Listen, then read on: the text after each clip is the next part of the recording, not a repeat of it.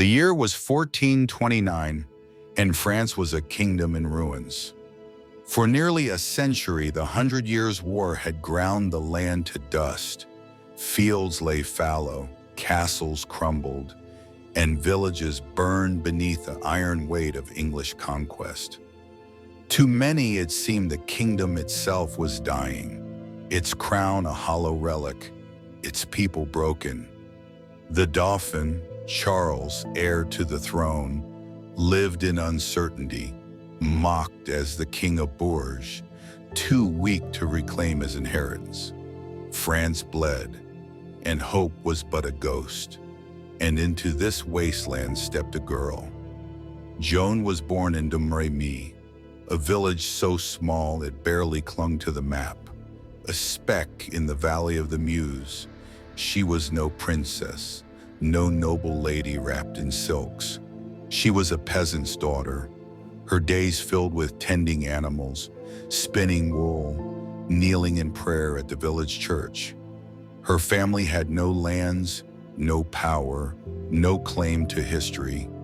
Yet even in her obscurity, the seeds of something extraordinary stirred. For when Joan was about 13, she began to hear voices, not the whispers of madness, but the solemn commands of saints. Saint Michael, Saint Catherine, Saint Margaret, celestial figures who, she insisted, spoke directly to her, charging her with an impossible mission: to drive the English from France and restore the rightful king. At first, she trembled at the call. Who was she, a girl barely grown, to march against armies and crowns? But the voices did not relent. With each passing year, their commands grew sharper, their fire hotter. By 16, she was certain God himself had chosen her. It was absurd, unthinkable. In an age where women were expected to serve in silence, Joan claimed she was to lead in battle. In a time when peasants bowed before lords, she proclaimed she would raise banners and crown a king.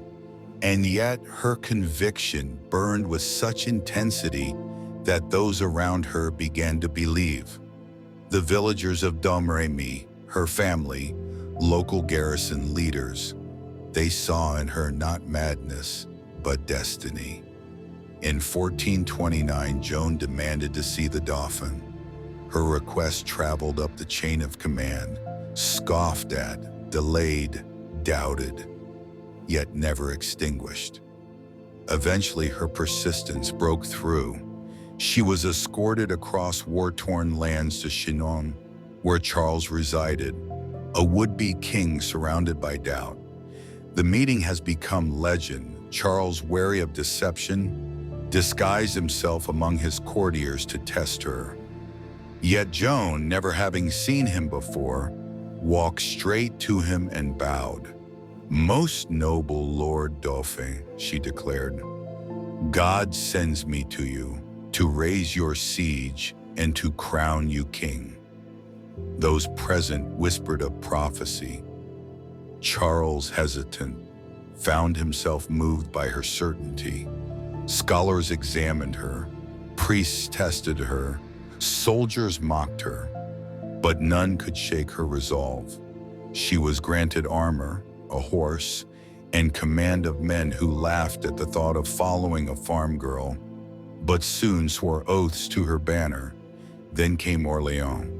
For months, the English had strangled the city, its people starving, its defenders desperate. Every attempt to break the siege had failed. France teetered on the brink. Into this despair rode Joan, clad in gleaming white armor, her standard held high, emblazoned with the holy names of Jesus and Mary.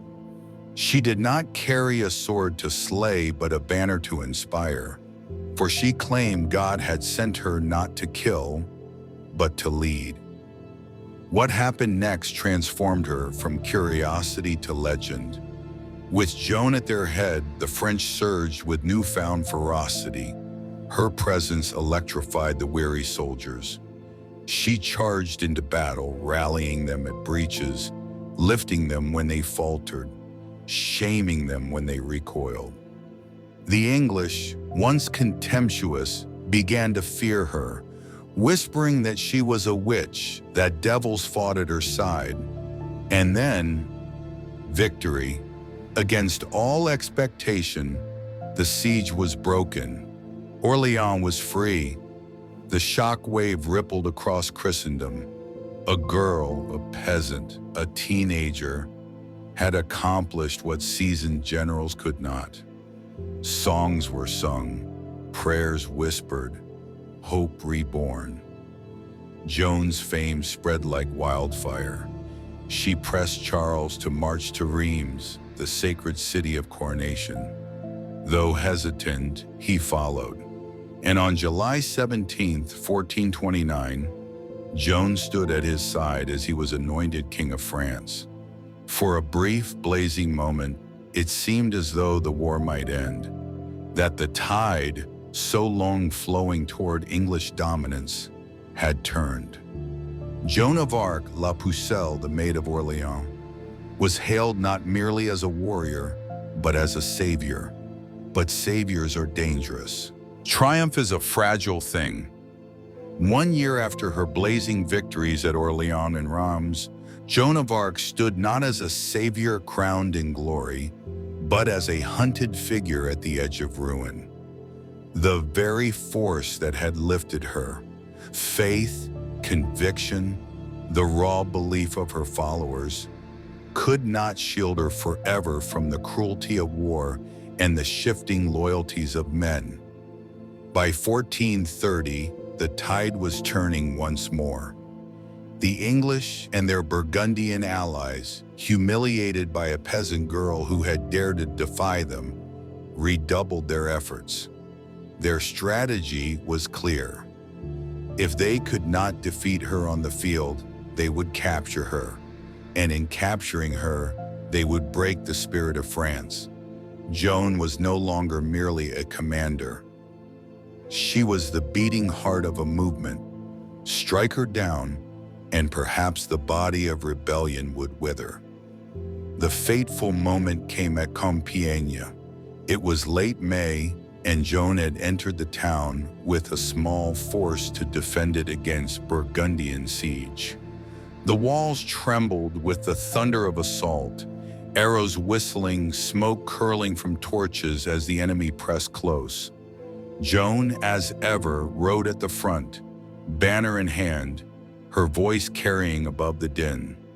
For hours she rallied the defenders, urging them to hold the gates, to push back the enemy, to believe. But as dusk fell, the tide shifted. The Burgundians surged, and the French defenders wavered. A retreat was sounded, a desperate attempt to fall back behind the walls. Joan remained at the rear, protecting her soldiers, holding the line as long as she could. But fate is merciless. In the chaos of the withdrawal, the gates of Compiègne slammed shut, locking out those who had not yet returned. Among them was Joan. Surrounded, overwhelmed, she fought with desperate courage. Accounts say she was pulled from her horse, seized by Burgundian soldiers, and dragged down in the mud, her white banner torn from her grasp. For the first time, the Maid of Orléans was not leading the charge. She was a prisoner. The betrayal had begun. The Burgundians who captured her were not driven by loyalty to cause or crown, but by gold and politics. They knew what they held, a prize worth more than any fortress, any battlefield. To the English, Joan was a nightmare incarnate, a girl who turned peasants into warriors and made armies believe they fought with angels. To deliver her into their hands would mean wealth, favor, and power. And so they sold her. For 10,000 livres tournois, a sum vast enough to dazzle even seasoned nobles, Joan was handed over to the English. Her fate was sealed not by swords, but by silver. She who had carried kings to coronation was bartered like cattle, betrayed by men who once might have called her ally. The English wasted no time in displaying their prize. From town to town, she was paraded in chains, a trophy dragged through the streets. Where once crowds had cheered her as God's chosen, now they gathered to gape at her humiliation. Children jeered, men spat, women cursed. And yet there were whispers still, whispers of pity, whispers of awe. For even in fetters, Joan bore herself with a strange, unshaken dignity. But the English were not content with chains. They wanted more than her capture. They wanted her annihilation. And not only her, but the very idea she embodied. A swift execution would not suffice. That would risk martyrdom. Instead, they demanded spectacle. Her death must not appear as vengeance, but as justice. She must be branded a witch, a heretic, a fraud.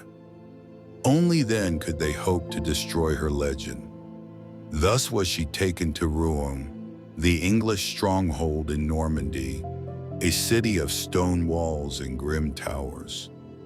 There, in the dank chambers of her prison, she awaited the trial that would decide her fate. Guards jeered, priests circled, scribes sharpened their quills. The stage was being set. The irony was bitter.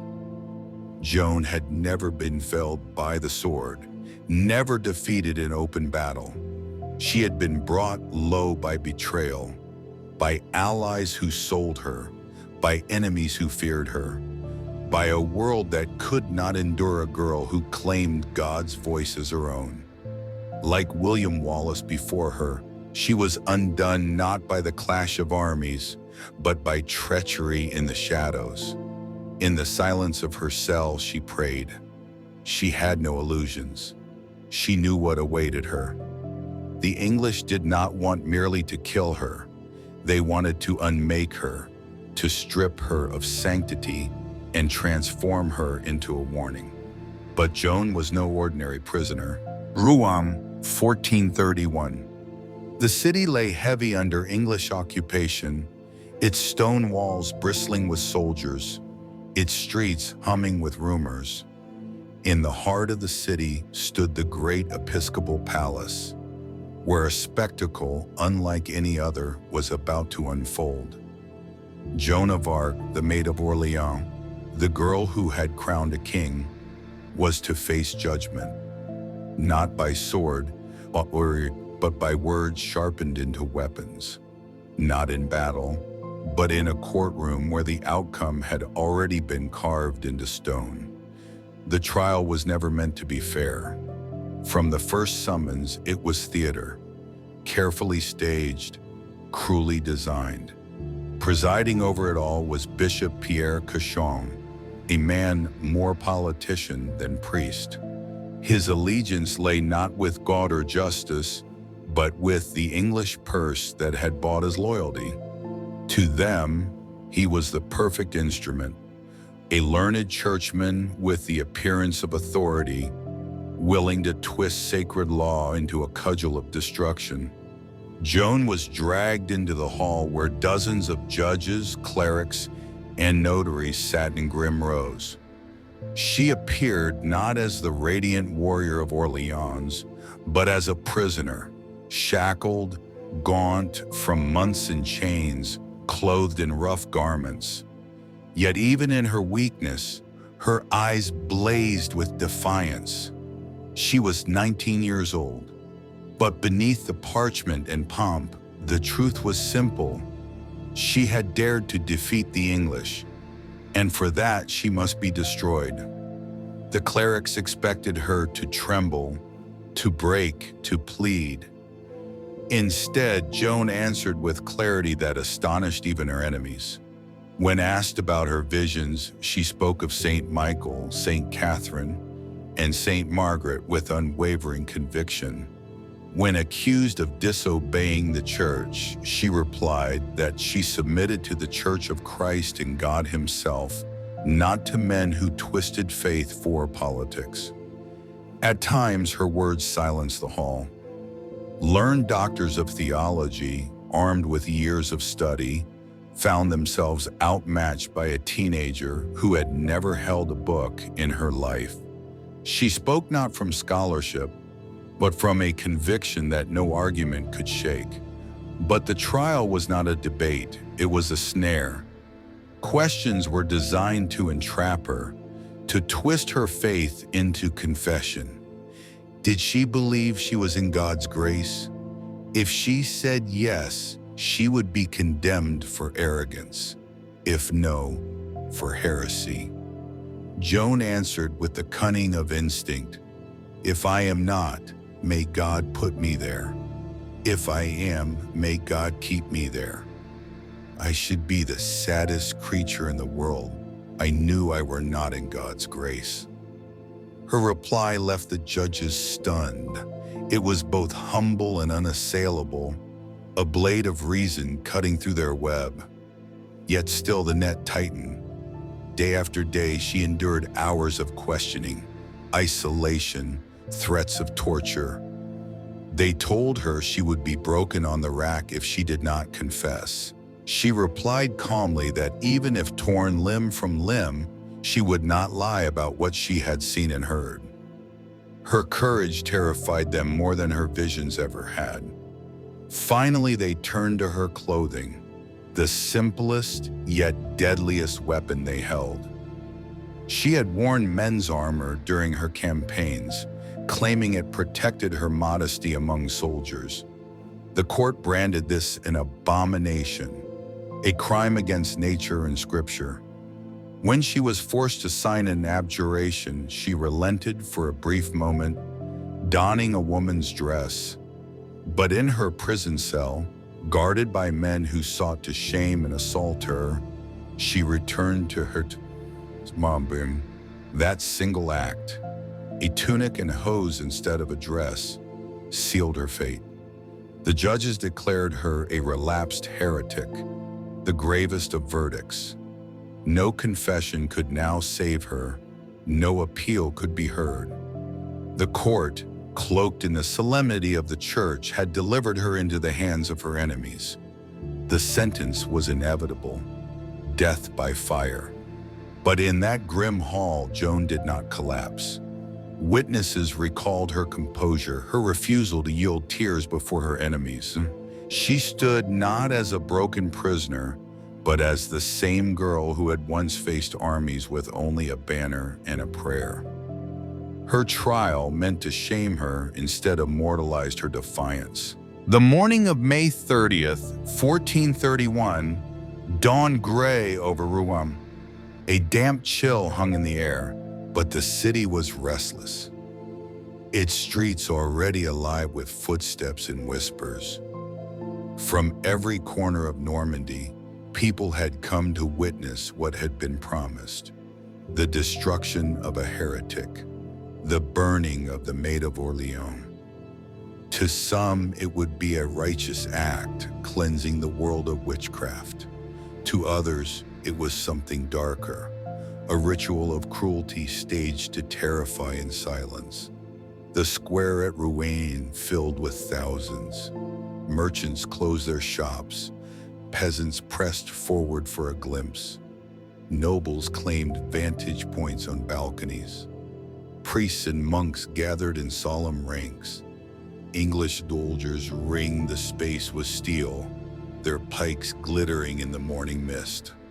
At the center of it all loomed the scaffold, a towering stake planted in a mountain of wood, kindling piled high, tar and pitch ready to catch flame. Above it, the gallows platform stretched wide enough for clerics, heralds, and executioners to perform their grim theater. Then came the prisoner. Joan was led from her cell by guards, shackled, dressed in a simple gown.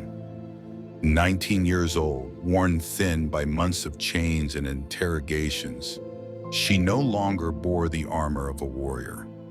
Yet there was still something unbroken in her bearing. Her lips moved silently in prayer as she walked, her eyes fixed not on the jeering crowd, but on the heavens above. The procession was long, deliberate, meant to humiliate. She was paraded through the streets, forced to hear the insults of those who spat and cursed her name. Some cried witch, others shrieked heretic. Yet among the voices were softer murmurs, pity, grief, even prayers. Witnesses later swore that many wept openly, struck by the sight of a girl led to fire with no fear upon her face. At the platform, the ritual began. A sermon was delivered, long and merciless, recounting her alleged crimes, her visions, her defiance of the church, her cross-dressing, her stubborn pride. She stood in silence, chained, her head bowed only to pray. When at last she was allowed to speak, her words carried not an accusation or bitterness, but devotion. She asked forgiveness of God.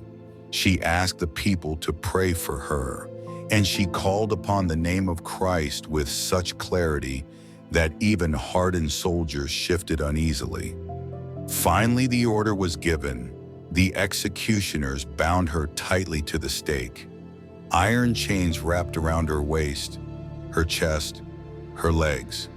She was fastened so securely that there would be no escape, no movement but the trembling of her body in the fire. Around her feet, bundles of wood and straw were piled high. Torches hissed and smoked in the hands of waiting men. The moment stretched, tense and heavy.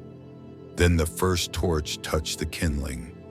Smoke curled upward, thin at first, then thick, choking. The crackle of fire replaced the murmurs of the crowd. Flames licked at the straw, caught the wood, surged higher. The heat grew fierce, the air filled with the stench of burning pitch. And then the screams began. Witnesses recalled her voice, not curses, not pleas, but a cry that pierced the square, Jesus, Jesus, over and over as the smoke billowed and the flames climbed. She called upon the name of Christ. Her words carried across the marketplace, drowning the jeers, silencing the chatter. Some in the crowd sobbed. Others turned away, unable to bear the sight. The fire consumed slowly. The smoke suffocated before the flames devoured, filling her lungs with searing ash. Her flesh blistered, her gown caught and shriveled, her skin blackened in the rising heat. Yet still her voice rang out until it was choked away by the fire. A chronicler later wrote that even the executioner trembled. English soldiers, hardened by war, stood pale and shaken. The spectacle, intended to inspire terror, instead left many in horror. For Joan did not die as a witch or a heretic. She died as a girl calling on God with her final breath. But the English were not finished. Fearful that any fragment of her might become a relic, they ordered the fire stoked higher, burning her body until nothing remained but charred bone. When the flames subsided, the executioners raked through the ashes, lifting the blackened remains for all to see, to prove she was gone. But even then, they did not stop. Her body was burned again, reduced further, ground to cinders, and still again until there was no trace left that might be stolen, no fragment that might be venerated. Finally, her ashes were gathered and cast into the river Seine, scattered to the current, washed away as though she had never lived. Yet no fire, no river could erase what the people had seen. The smoke over Rouen faded, but the memory of that morning did not. The English had scattered Joan's ashes into the Seine, believing the river would carry her away forever. They had chained her, condemned her, burned her 3 times over. They had left no relics, no bones, no shrine for her followers to venerate. To them, the Maid of Orleans had been reduced to nothing. But they misunderstood something vital. Ashes can be washed away, but legends cannot. In the days after her death, whispers rippled through Rouen. People spoke of her final cries, the way she called upon Christ as the flames consumed her. Some swore they saw a white dove rise from the smoke. Others claimed her heart, even after the fire would not burn. Whether miracle or myth, the story spread, growing with each telling. The English had sought to erase her, but said they had made her immortal. News of her execution traveled swiftly across France. In villages, peasants wept. In towns, priests spoke of her courage. In the halls of power, nobles whispered uneasily. For though the English branded her a witch, the French saw something else, a martyr, a girl who had led them when no man could, who had endured unspeakable torment without renouncing her faith. Her death did not quench the flame of resistance, it fanned it brighter. The English thought they had killed a rebel. What they had made was a saint. Within a year, French soldiers began to rally again. The memory of Joan at Orleans, the sight of her at Reims, the image of her chained at Rouen, all of it merged into a single, unshakable symbol. France could rise. Her sacrifice became fuel for the armies of Charles VII, who pushed the English back step by step. At Castillon in 1453, the war that had dragged for over a century came to an end. France stood, scarred but unbroken, its independence secured. And at the heart of that revival was the ghost of a peasant girl. But Joan's vindication did not end on the battlefield. Decades later, even the church that had condemned her was forced to reconsider. In 1456, 25 years after her death, a retrial was held. Witnesses came forward, villagers from Domremy, soldiers who had fought beside her, clerics who had watched her trial in Rouen. They spoke not of witchcraft, but of purity, not of heresy, but of faith. The verdict was overturned. Joan was declared innocent. Her condemnation was branded a corruption of justice. The very institution that had burned her now admitted the truth. She had been wronged. Centuries passed, and her legend only grew. In times of turmoil, her name was invoked.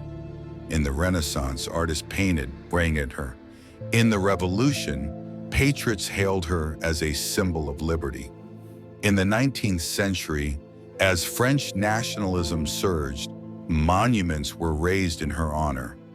Statues of the girl who once rode in white armor appeared in squares and cathedrals. Writers and poets turned her story into epics, casting her not just as a French hero, but as a universal symbol of defiance. And in 1920, nearly 500 years after the flames of Rouen, the Catholic Church canonized her as a saint. The girl condemned as a heretic was raised to the altars of the very faith that had once destroyed her. Today, pilgrims kneel before her image, lighting candles in cathedrals across the world. Yet perhaps her greatest legacy is not in statues or canonization, but in what she represents. Joan of Arc remains a paradox, a warrior who never wielded a sword to kill, a girl who led armies without royal blood, a prisoner who died without surrender. She reminds us that the might of empires, the cruelty of kings, the machinery of fear, all of it can be defied by conviction. Her execution was meant to terrify, to silence forever the notion that a girl could defy the order of the world. Instead, it etched her name into history deeper than any crown or conqueror of her age. The English kings who burned her are little more than footnotes. Joan of Arc endures. Think of her not only in fire but in triumph, riding at the head of ragged soldiers into Orleans, lifting the siege with a banner of lilies and a cry of faith. Think of her standing before Charles VII at Reims, crowning him while trumpets blared and bells rang.